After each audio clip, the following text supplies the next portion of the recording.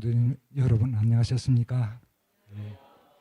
날씨가 이제 조금 따뜻해진 것 같습니다요. 제가 봄이 제일 좋습니다요. 왜 그러냐면 제 춘자가요 봄춘자입니다요. 그래서 봄이 제일 좋고요. 제일 싫은 계절은 겨울입니다. 겨울은 진짜 힘들어요. 제 체질이 아마 이 음양인가요? 뭐 그런 체질 같아요. 그래가지고 겨울이 되면 방에서 나오지를 못합니다. 추워가지고. 오늘 제가 순서가 아닙니다요. 20일로 돼 있었는데 교회 사정상 제가 오늘 이렇게 순서를 하게 되었습니다. 그리고 또 우리 교회 재직 수련회 그거 하신다 이렇게 하셨는데 그거 기다리다가 이제 또 아마 그게 조금 늦어지는 것 같습니다. 그래서 오늘 제가 이렇게 시간을 쓰게 됐습니다. 제가 오늘 시간을 쓰면서 무슨 말씀을 드릴까 하다가 제가 올해 이제 재물을 맡고 또 청지기를 맡게 되었어요. 그래서 청지기 시간이 아마 저한테 주어지지 않을 것 같아요. 그래서 오늘 그 시간을 제가 쓰도록 이렇게 하겠습니다.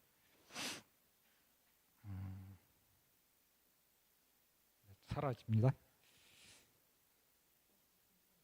네, 안 눌렀는데 맨 앞에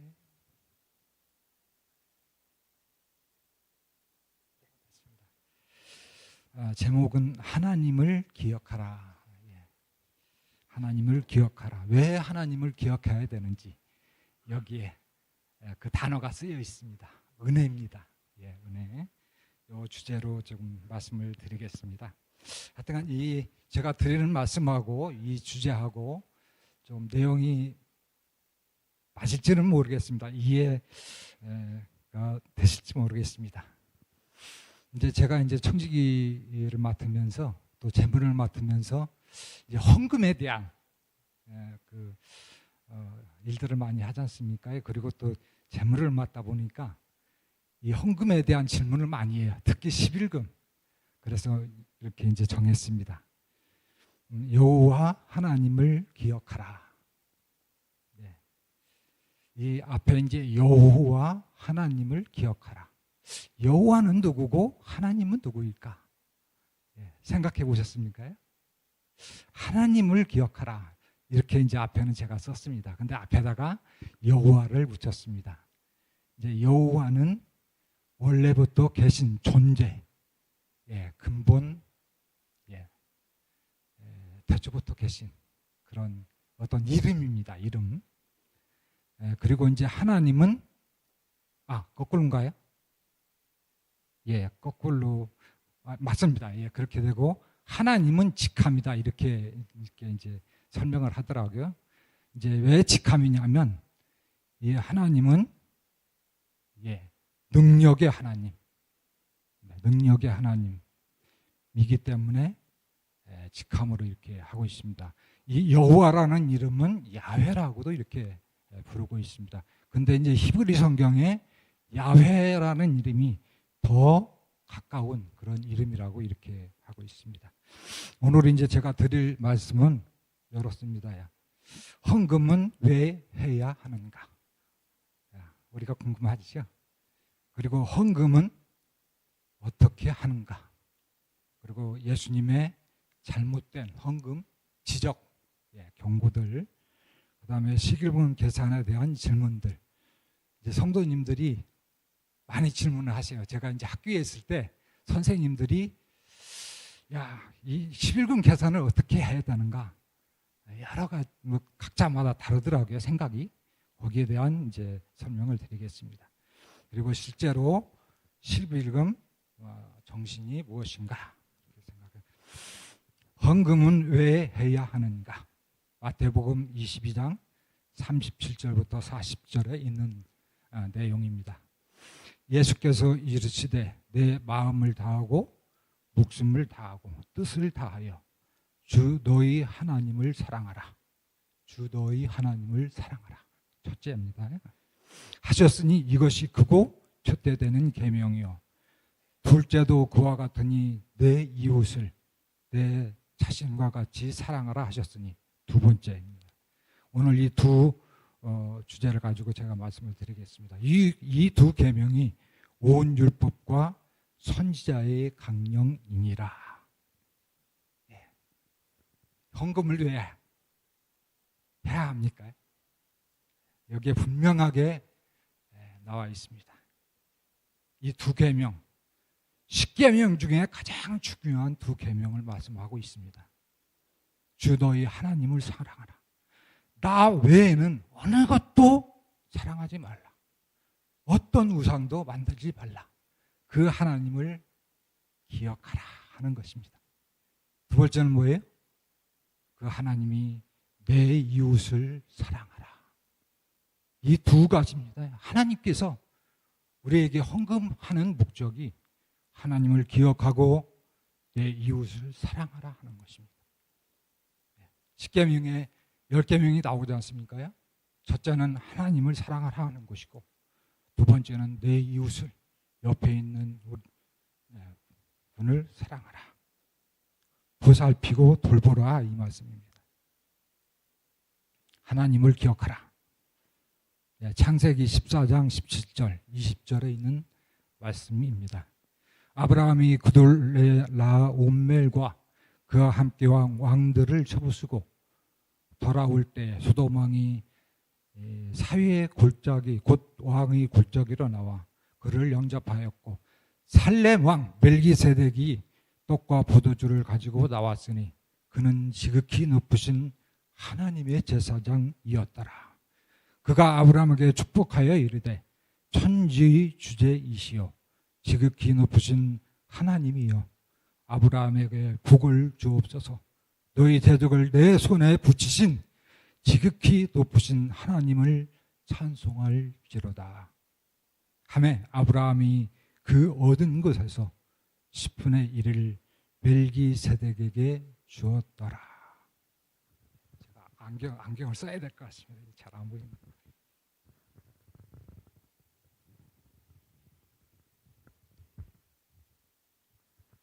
여기 살렘 왕 멜기세덱이 나옵니다. 이 멜기세덱이 누구냐면요, 여기는 이제 하나님의 제사장이라고 그랬지 않습니까? 여러분들이 잘 아실 겁니다. 익히 아실 때 예수님, 대제사장 예수님을 여기서 하나님께서 말씀하고 있는 것입니다. 이 히브리서 7장 1절 4절에 분명하게 설명을 하고 있습니다. 하나님께서 뭐라고 설명하냐면 족보가 없는, 아버지와 어머니가 없는, 그게 대제사장 멜기세덱이다. 이 아브라함이 11금을 왜 냈습니까? 여기에 분명하게 설명을 하고 있습니다. 수천 명의 적들을, 롯과 가족들을 잡아간 그 적들을 쳐부순 이야기입니다. 아브라함께서 그 원수들을 쳐부수고 롯과 그 가족들을 데리고 왔을 때 멜기세덱이 기도한 내용입니다. 멜기세덱이 나와서 아브라함을 영접한 내용인데요. 멜기세덱이 뭐라고 했냐면 아브라함에게 축복하여 이르시되 천지의 주제시, 여기 천지의 주제는 천지를 창조하신 하나님이라고 이렇게 나옵니다. 땅과 하늘을 창조하신 하나님 이렇게 나옵니다. 여기는 이제 번역을 주제시요 이렇게 설명을 했습니다. 지극히 높으신 하나님이여 아브라함에게 복을 주시옵소서. 그리고 또 아브라함에게 뭐라고 하냐면 너희 대적을 내 손에 붙이신 지극히 높으신 하나님을 찬송할지어다. 먼저 하나님께 요청을 합니다. 기도를 드립니다. 그리고 아브라함에게 요청을 합니다. 하나님을 기억하라. 그 적들을 쳐보신 것은 내 능력이 아니고 내가 한 것이 아니라 하나님이 하셨다. 그것을 기억하라.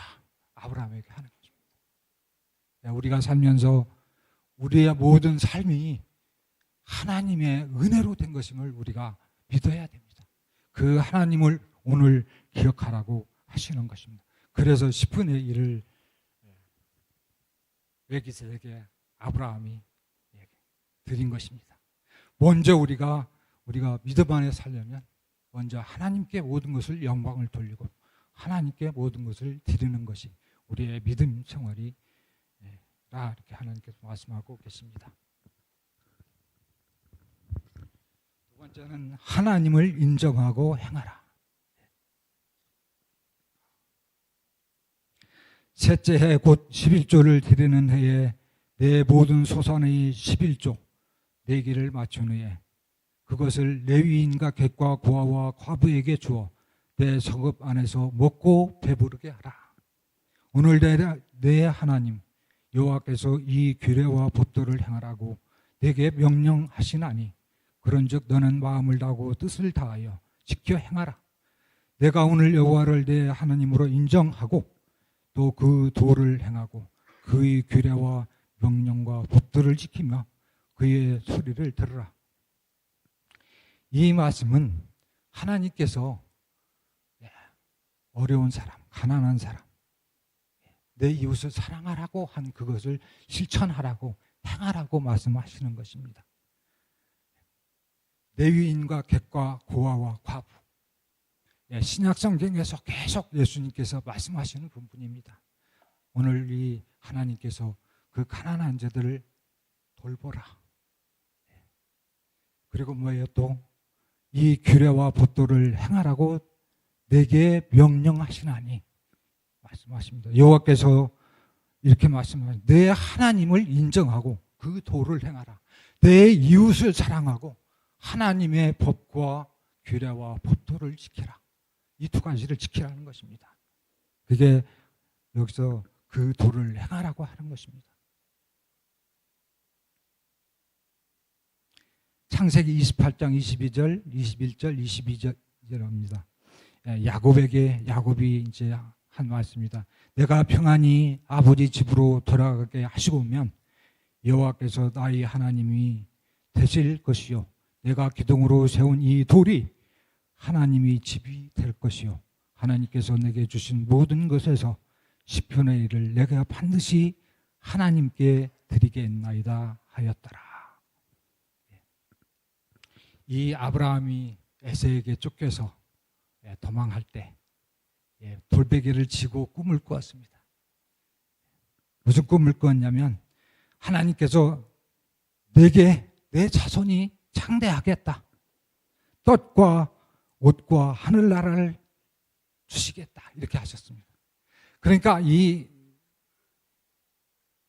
야곱이 뭐라고 해요?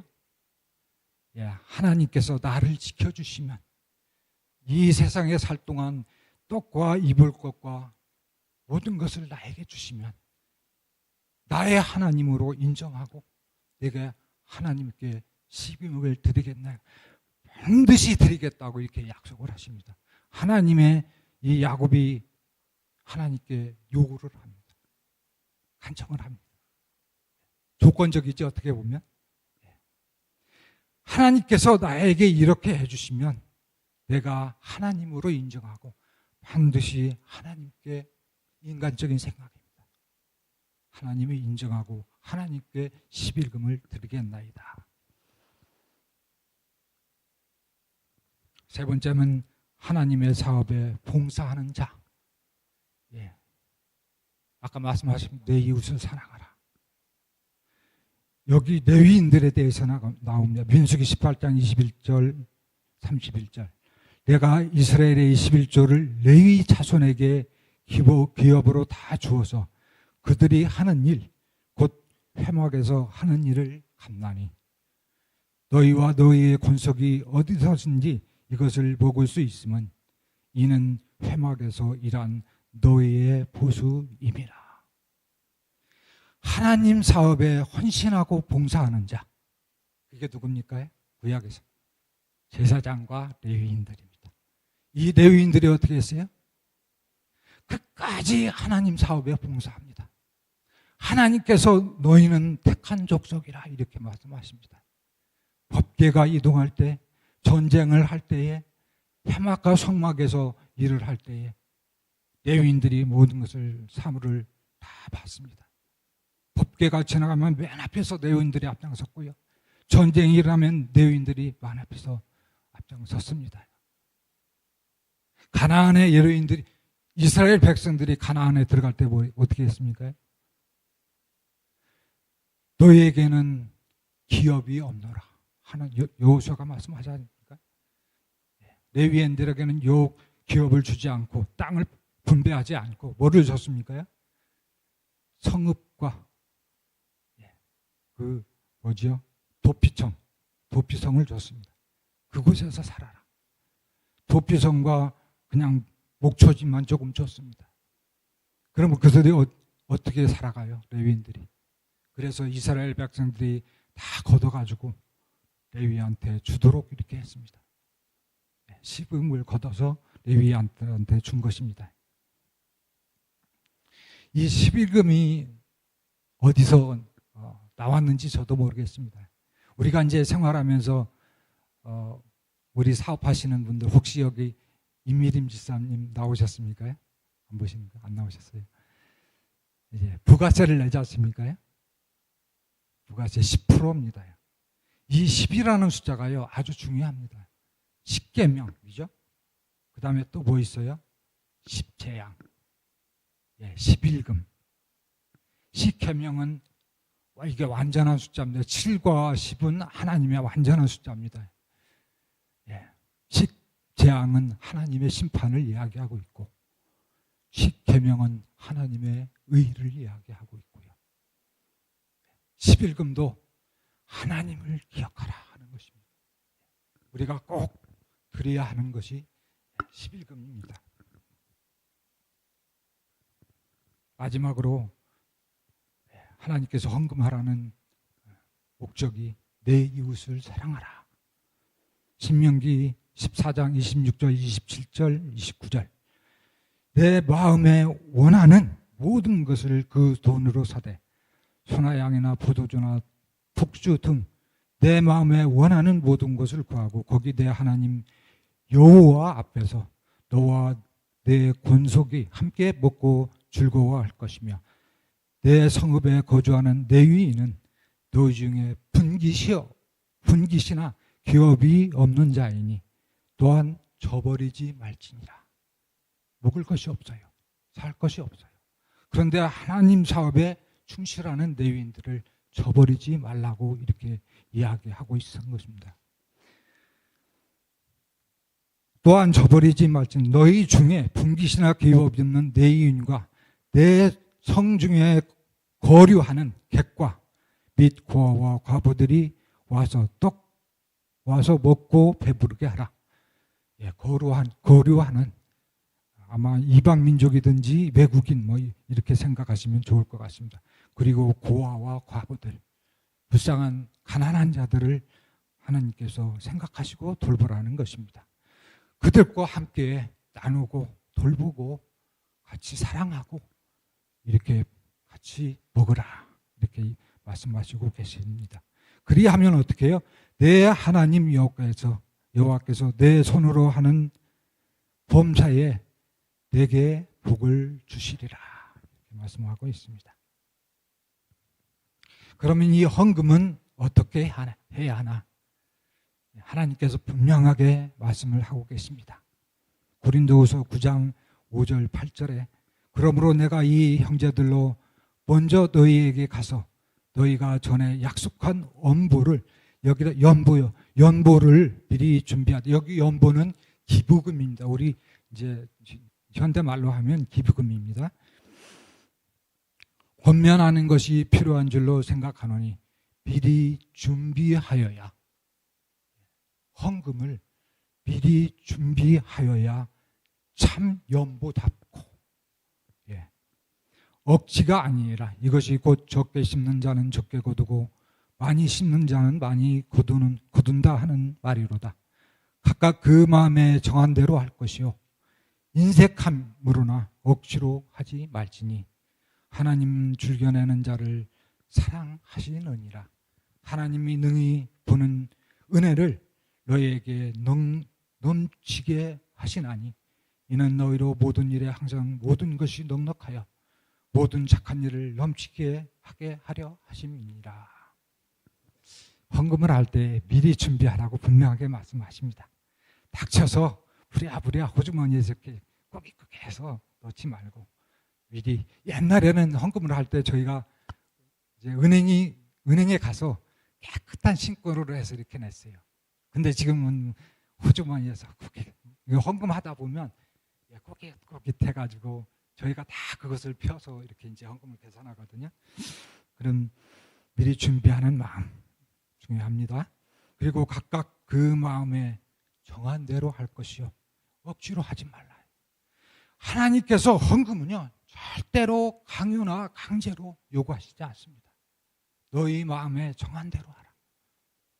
기뻐하고 감사하는 마음으로 하라. 분명하게 계속해서 그렇게 말씀을 하고 계십니다.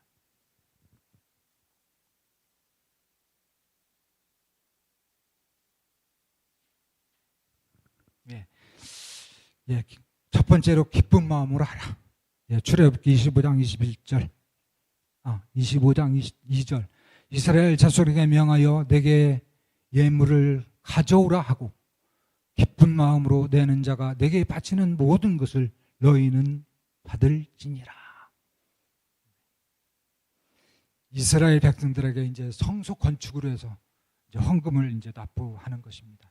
근데 하나님께서 예물을 가져오라고 합니다. 가져오라고 하는 이 뜻은요 강제가 아닙니다. 바로 하나님께서 뭐라고요? 기쁜 마음으로 하라. 가져오되 억지로 하지 말라. 기쁜 마음으로 가져오라. 이렇게 이야기하고 있습니다. 우리가 이제 헌금 생활을 하는 것은 우리가 교회에서 공동체 생활을 하기 때문에 그 공동 생활을 위해서 헌금이 필요한 것입니다. 로마서 15장 26절 27절 이제 바울이 하는 이야기입니다. 이는 마게도냐와 아가야와 사람들이 예루살렘 성도 중 가난한 자들을 위하여 기쁘게 얼마를 연보하였습니다. 저희가 기뻐서 하였거니와 또한 저희는 그들에게 빚진 자니 만일 이방인들이 그들의 영적인 것을 나눠 가졌으면 육적인 것으로 그들을 섬기는 것이 마땅하니라. 바울이 이제 이스라엘 땅에서 유대 땅에서 이방 선교를 나갑니다. 그 대해 위에 그 어디죠? 그리스 또 마게도냐, 로마 이쪽으로 이제 교회를 짓고 그쪽으로 이방 선교를 하면서 하는 말씀입니다. 그 성도들에게 가난한 자들을 위하여 이 바울이 그 성도들이 드린 헌금을 가지고 어떻게 해요? 유대 예루살렘 이스라엘 땅 예루살렘 총회로 가져와서 그것을 보고를 합니다. 그 보고된 헌금으로 어떻게 해요? 가난한 자들 이웃을 위해서 사용하라 이렇게 이야기하고 있습니다. 마음에 정한 대로 고린도후서 8장 12절 15절 할 마음만 있으면 있는 대로 받으실 터예요. 우리의 마음에 할 마음만 있으면 억지로 하지 말고 할 마음이 있으면 하나님께서 받으시겠다. 없는 것은 받지 아니하시리라. 이는 다른 사람들은 평안하게 하고 너희는 공고하게 하려 하는 것이 아니요 균등하게 하려 함이니 이제 너희 넉넉한 것으로 그들이 부족한 것을 보충함은 후에 그들의 넉넉한 것으로 너희 부족한 것을 보충하여 균등하게 하려 함이라. 기득권같이 많이 거둔 자도 남지 아니하였고 적게 거둔 자도 모자라지 아니하였느니라. 이게 무슨 말씀일까요? 많이 벌은 자는 가난한 자를 위해서 돌보고 나중에 후에 가난한 자가 부자가 되고 많이 벌면 나중에 또 부자 된 자가 가난하면 돌보라. 이 말은 무슨 말이에요? 균등하게 하려 합니다. 정의를 실천하고 공평하게 하고 형평에 맞게 우리가 공동해서 서로 나눔의 정신을 가져라 하는 것입니다. 나만 먹고 나만 잘 살고 하라는 게 아니에요. 이 세상이 어떤 세상입니까? 빈익빈 부익부가 이제 아주 말할 수 없이 인간으로는 해결할 수가 없습니다. 배운 자는 더 배운 자대로, 가난한 자는 가난한 대로, 부자는 더 부자가 되고,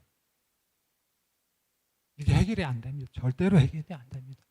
생존 경쟁에서, 자유주의 하에서 하나님, 예수님의 정신이 아니면요, 이것은 해결할 수 없는 인류의 문제가 되는 것입니다. 그래서 예수님께서 속히 오셔야 되는 것입니다. 그래서 우리 성도님들은 서로 나눠 생활하라. 가난한 자를 돌보고 베풀어라. 하나님의 은혜에 감사하라. 고린도후서 9장 11절 11절. 너희가 모든 일에 넉넉하여 너그럽게 연보함은 그들이 우리로 말미암아 하나님께 감사하게 하는 것이라. 이 봉사의 직무가 성도들의 부족한 것을 보충할 뿐만 아니라, 봉사의 직무 첫 번째예요. 두 번째는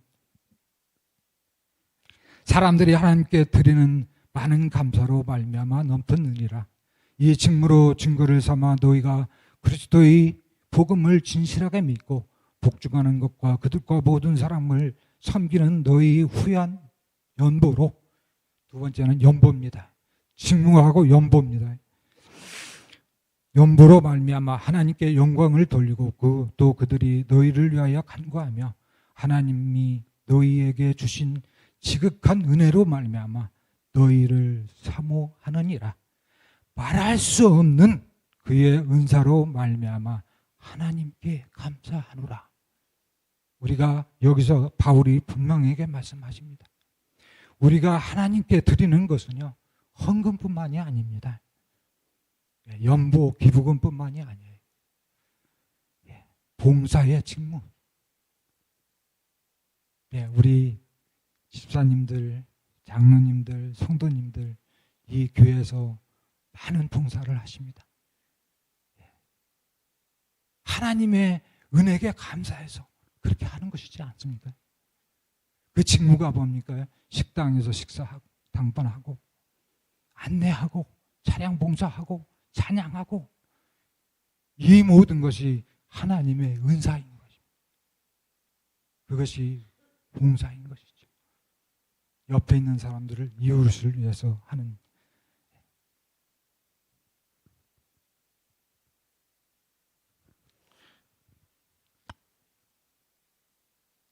시간이 좀 많이 가네요. 예수님 잘못 드린 헌금 경고, 이 모든 헌금을 하는데 예수님께서 시대마다 헌금의 이 내용이 조금씩 발전하고 조금 다르지 않습니까? 부족 시대, 그 족장 시대, 그리고 출애굽 시대, 그 다음에 사사 시대, 통일신라 시대, 통일시대, 통일왕국 시대죠. 분열 시대, 포로 시대, 포로 귀환 시대, 조금씩 이제 하는 내용들이 하나님께서 그때그때마다 주시는 기별들이 조금 다릅니다. 이제 예수님께서 오셔서 뭐라고 이제 말씀하시냐면, 헌금하는 것에 대해서, 헌금의 정신에 대해 부족하고 있습니다. 뭐라고 하시냐면, 자랑하지 말지니라. 마태복음 6장 1절 4절. 사람에게 보이려고 그들 앞에서 너희의 의를 행치 않도록 주의하라. 그리하지 아니하면 하늘에 계신 너희 아버지께 상을 받지 못하느니라.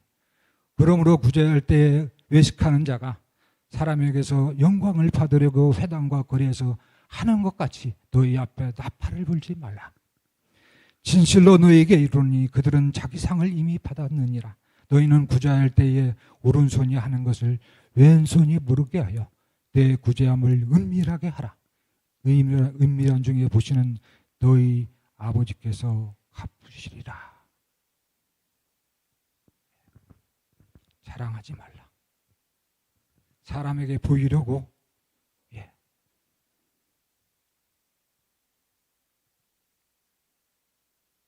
회당 앞에 가서 제가 이제 교회 오다 보니까요, 어느 플랜카드가 붙여져 있어요. 어느 위원이 붙인 것 같아요. 200억 원 확보 이렇게 해가지고 뭐 이렇게 자랑스럽게 붙이는 걸 봤습니다. 그게 그 사람의 돈입니까요? 국민의 세금으로 낸 돈입니다. 내가 자랑할 것이 아닙니다. 그 돈은 나라와 국민을 위해서 쓰일 돈입니다. 자기의 한 표를 얻기 위해서 쓰이는 돈이 아닙니다. 나의 노력으로 된 것이 아닙니다. 하나님의 은혜로 된 것입니다. 그것을 예수님께서 분명하게 지적하고 계십니다. 영광을 받으려고 회당과 거리에서 하는 것 같이 하지 말라. 자랑하지 말라. 나팔을 불지 말라. 트럼펫. 이 나팔이 트럼펫입니다. 마태복음 23장 23절 26절 화에 쓰인 저 외식하는 서기관들과 바리새인들이야 너희가 박과 회당과 근처에 21조는 들이되 율법에 더 중한 바 정의와 긍휼과 믿음은 버렸도다. 눈먼 바리새인이여 너는 먼저 안을 깨끗이 하고 하라. 그리하면 겉도 깨끗하리라. 겉으로 하지 말라. 남의 보이는 의를 행치 말라. 자기 자랑만 하는 위선자, 양의 탈을 쓴 그러한 행위를 하지 말라 이렇게 지적하고 있습니다. 마태복음 23장 23절 제가 읽었죠. 누가복음 11장 43절 화 있을진저 너희 바리새인이여 너희가 회당의 높은 자리와 시장에서 문안 받는 것을 기뻐하는도다. 내가 뭐 잘했다고 앞에 나가서 인사받고 자랑하지 말라.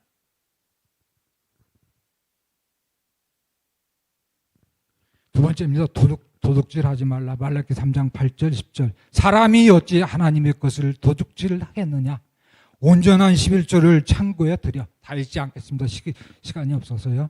내가 하늘 문을 열고 너희에게 복을 쌓을 곳을 없도록 붙지 아니하나 보라. 온전한 11조가 뭡니까? 온전한 11조. 내가 헌금을 많이 드리는 것이 온전한 11조입니까? 겉으로 드러내는 헌금이 온전한 11조입니까? 여기 온전하다는 말은 우리의 마음에서 우러나오는 헌금을 드리라는 것입니다. 헌금을 빼돌리지 말라. 정직하게 드려라. 온전한 11조를 드려라. 이야기하고 있습니다. 느헤미야 13장 5절 10절 엘리야십이 여기 엘리야십은 제사장입니다. 엘리야십이 도비아를 위하여 하나님의 전들의 방을 만든 악한 일을 안지라. 내가 또 알아본즉 레위 사람들이 받을 몫을 주지 아니하였으므로 그 직무를 행하는 레위 사람들과 노래하는 자들이 각각 자기 밭으로 도망하였더라. 이 제사장 엘리야십이 자기가 잘 아는 도비아 친구인지 모르겠어요. 친구를 불러다가 성전을 맡깁니다. 성전은 뭐예요? 제사를 위해서 두는 무슨 기물들과 먹을 것을 두는 곳이었어요. 11금도 거기다 두었어요. 그것을 믿고 맡겼어요. 근데 이 도비아가 어떻게 했습니까? 그것을 자기를 위해서 썼습니다. 그 성전을 사당화한 것입니다. 모든 유명한 사람들한테 가서 자기 자랑을 하고 그 돈을 그분들한테 드리고 자기의 위선을 드러내고 그러면서 어떻게 해요? 밑에 가난한 레위 사람들 봉사하는 봉급은 안 준 겁니다. 그래서 그들이 다 도망갔어요. 진정으로 하나님 위해서 헌신하는 찬양하고 정전에서 봉사하는 사람들을 임금을 착취한 것입니다. 도둑질하지 말라. 11조 계산에 관한 질문들. 여러분들 11조를 어떻게 계산하고 계십니까? 구약은 여러분들 아시겠지만 11조에 대해서 하나님께서 말씀하실 때 뭐라고 말해요? 모든 것에, 모든 것이라고만 합니다. 모든 것이 뭘까요? 여기 성경, 저 영어 성경에 찾아보니까요, everything, everything, 모든 것, all that, 모든 것에, 그리고 whole, 성경에 이 세 단어가 딱 나옵니다. 왜 그때는 이렇게 했냐면요, 구약에서는 이 농경사회 있지 않습니까? 이스라엘 백성들 인도하고 할 때 농경사회였고 목축사회였습니다. 그래서 농사짓고 목축한 그 산물들을 중에, 산물들의 모든 것, 내가 얻은 것, 그것 중에 11금을 드리라 그랬습니다. 근데 요새는 조금 복잡해지죠? 그래서 11금 계산하기가 너무 어려워. 우리 지금 기관에서 교역자들, 선생님들 봉급 줄 때에 11금 모든 것을 빼기 전에 아무것도 빼지 않습니다. 모든 것 중에 11금을 계산해서 드립니다. 근데 선생님들이 지금 어떻게 나오냐면 세금은 좀 빼주십시오 그래요. 세금. 거기다가 또 뭐예요? 4대 보험도 좀 빼주십시오. 근데 뺄 수가 없어요 지금. 근데 이제 그 노동부에서, 교육청에서 그거는 빼줘라. 그래서 이제 조금 자유롭게 이렇게 이제 하는 것 같습니다. 아직도 우리 교단에서 여기에 대한 명확한 어떤 결정을 못 내리고 있어요. 근데 일부 이제 교육자들이, 선생님들이 세금과 4대 보험을 빼고 11금을 납부하고 있습니다. 지역교회에 이제 납부하도록 또 허용을 하고 있고요. 근데 아직 그게 완전히 결정된 것도 아니고 이루어진 것도 아닙니다. 우리가 11금을 어떻게 계산할까? 아까 제가 말했죠. 전부 합계, 총합계, 수익, 매출, 인컴, 어닝스, 레비뉴, 썸, 토탈, 풀, 이거에서 이게 이제 제가 아까 말씀드린 everything, all that, whole, 전부 회계학상 그렇게 설명을 합니다. 우리가 이제 회계학상 수입에서 지출을 빼면 이익, 수익 나오지 않습니까? 거기에서 11금을 내라. 하나님께서 한 말씀도 안 하셨습니다. 전혀 성경에 이런 말씀이 하나도 안 나옵니다. 뭘 차감하고 내라 이런 거 없습니다. 그런데 단 하나, 가이사의 것은 가이사에게 드려라. 그래서 저도 이제 그거를 말씀드리는 겁니다. 세금은 빼고 11금은 내는 게 좋겠다. 여기 이제 질문 사례가 나옵니다. 우리가 이제 여기 이제 성도님들이 대부분 농업 아니면 공급을 받거나 사업을 하시는 세 분들이십니다. 세 부류 농업자. 예를 들어서요, 질문을 많이 합니다. 내가 트랙터를 샀습니다. 그런데 트랙터를 어떻게 샀냐? 20불로 샀거나 융자를 받았거나 보조금을 받거나 뭐 몇천만 원, 우리 이상길 장님 집에 가니까 트랙터 10천만 원 게 2대예요. 그러면 그걸 살려면 최소한 1억이 넘어가요. 그러면 그걸 사면 1년 다 버는 거 해도 못 갚아요. 마이너스예요. 11금 못 드리지 않습니까? 그리고 융자금. 그러면 보조금은 11금 될까요? 정부에서 보조하는 것도 있습니다. 그죠? 그거 11금 될까요? 어떻게 드려야 되는가? 연말정산에서 아까 제가 말씀드렸더니 세금, 보험, 융자금, 적금, 뭐 융자금도 학자금도 있고 대출금도 있고 이런 것들을 다 빼고 드려야 되나? 아니면 전부 다 드려야 되나? 묻습니다. 질문을 많이 합니다. 봉급자들이 그렇고요. 사업자는 연말 결산할 때 어떻게 해요? 매달 우리가 지금 헌금을 하지 않습니까? 헌금을 예를 들어서 뭐 10만 원씩 했어요. 그런데 연말에 가서 정산하니까 수입이 생각보다 팍 떨어졌어요. 그러면 그동안 낸 거 하나님께 저 마이너스니까 11금 반환해 주십시오. 할 수 있습니까? 예를 들어서 단적으로 말씀드리겠습니다. 우리가 일하러 가다가 자동차 사고를 냈습니다. 근데 A라는 사람은 자동차 사고를 냈는데 보험비도 들어가지요. 수리비도 들어가지요. 내가 일을 못해서 인건비도 들어가지요. 하나님, 저 이거 빼고 11금 내겠습니다.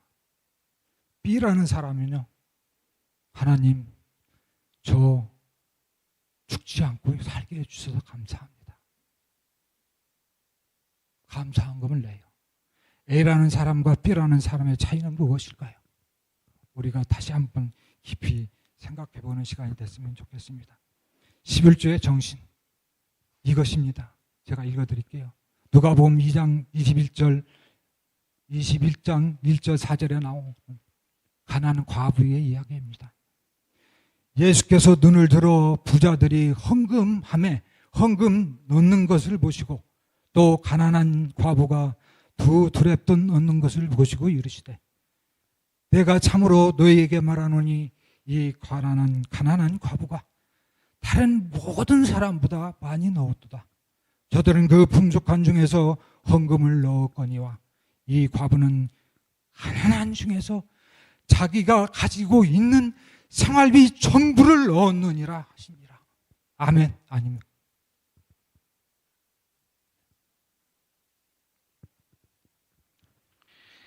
예수님은 다 보고 계십니다. 우리의 삶의 모든 것을 다 알고 계십니다. 청년, 여기 청년이라고도 하고 부자라고도 하고 법관이라고도 하고 그렇습니다. 청년, 법관, 청년, 부자, 법관 이렇게 이야기하고 있습니다. 뭐라고 해요? 또 성경에 이렇게 나와 있어요. 그가 가니라 떠나니라 이렇게 했어요. 그런데 영어 성경을 보면요, 그가 없어졌다, 멀리 떠났다. 이 부자 법관의 내가 다 하나님의 계명을 지켰습니까? 내가 무엇을 더 하여야 하리까? 예수님께 질문하지 않습니까? 예수님께서 분명하게 말씀하십니다. 한 가지 내가 하지 않았다. 생활비 전부를 드린 이 부자 법관, 이 헌금은요 강요하거나 강제하거나 의무가 아닙니다.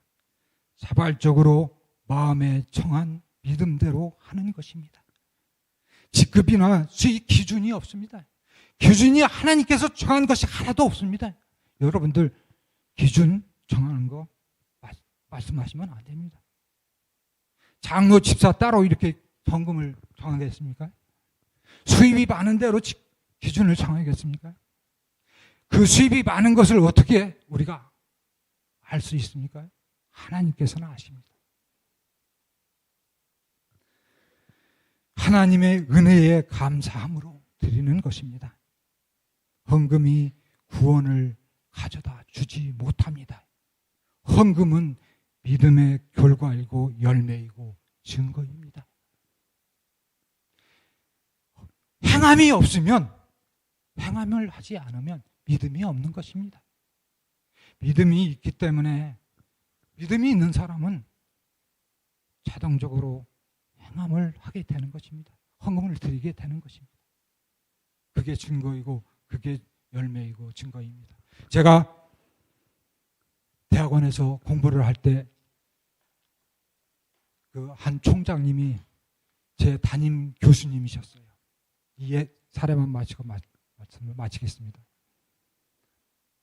시인이고 공인에게 사했습니다. 하루는 이렇게 말씀하시는 것, 아마 교인인 것 같아요. 여러분들 물건을 사고 팔 때,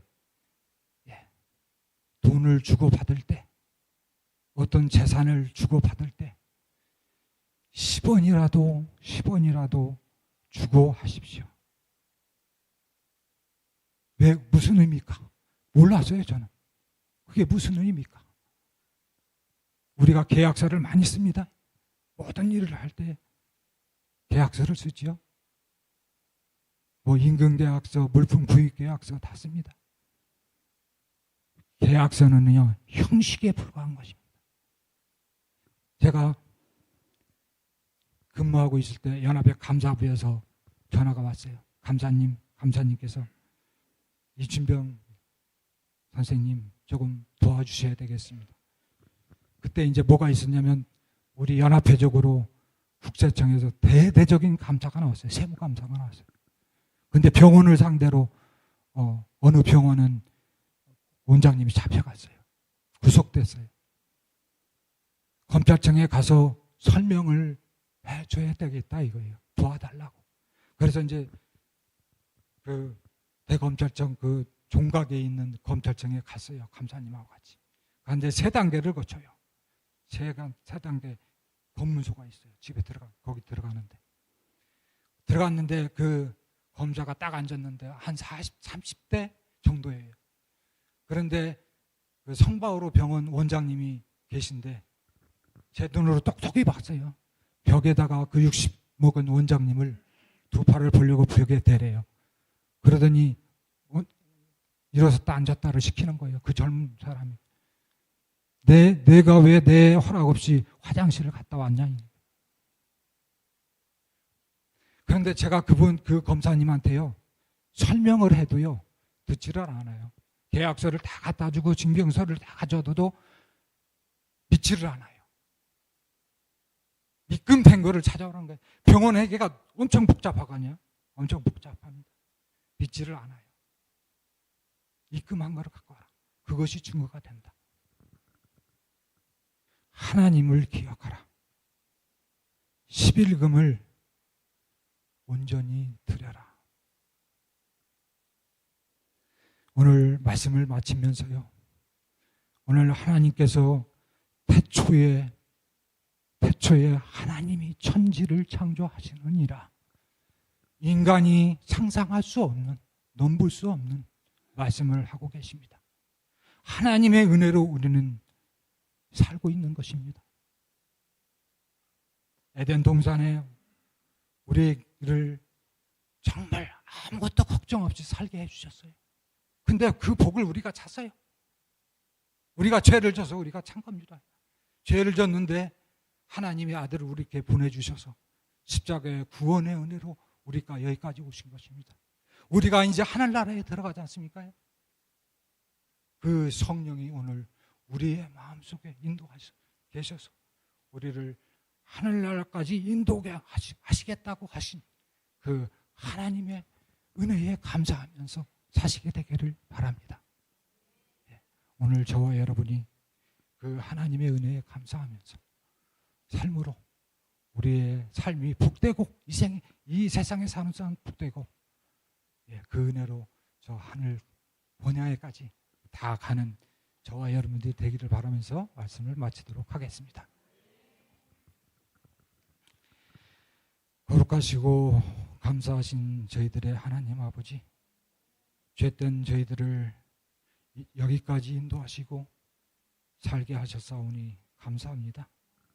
하나님 아버지, 오늘 여기에 참석한 우리 모든 성도님들, 또 이 교회 위에 하나님의 무한한 사랑과 십자가의 구원의 은혜와 성령의 인도하심이 이제부터 영원토록 함께 하시기를 우리 구주 예수님의 이름으로